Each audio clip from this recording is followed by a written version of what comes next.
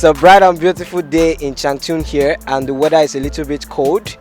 As you can see me, I have my jacket on, and let's just get straight to the stories this week.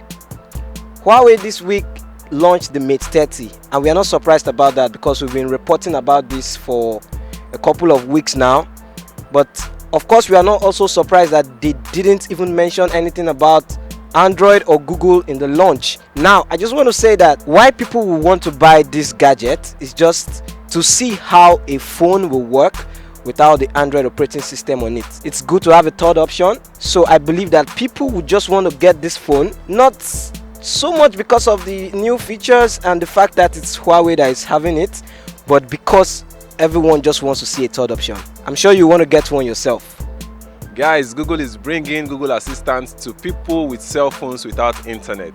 So earlier this week, Google tested this service in India, and people were able to call a particular cell phone number to have their questions answered. So the way this works right now is that you can call a cell phone number with a Google Assistant machine at the other end of the phone, and you can ask questions like, what's the weather for today, who is the president of the United States, what is Jim's birthday, and other amazing questions that you can naturally get on the internet when searching on Google.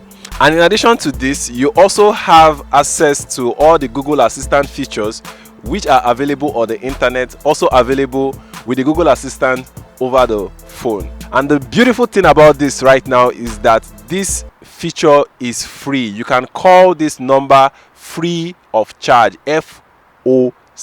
This feature is currently available to people in India at the moment and will be available to the rest of the world much later. One other advantage of this is that people who don't use Android will be able to enjoy this feature. So if you use those old Palasa long antenna phones, this is time to bring them back. As earlier promised by Apple this week, that we'll be getting the iOS 13. It finally arrived, and I personally have installed mine. It's so cool. The dark mode is wonderful, so on point. Everything that was said about iOS 13 during the demo is as it is, but we have a few issues with this. There are a few bugs that Apple has discovered, and I believe that Apple is addressing these issues, so we just have to wait a few more days and the stable version of iOS 13 will be finally out for everyone to install. But right now there is no problem. You can go ahead and install the iOS 13. It's totally fine. This concludes Top Tech Stories for this week. Don't forget to subscribe.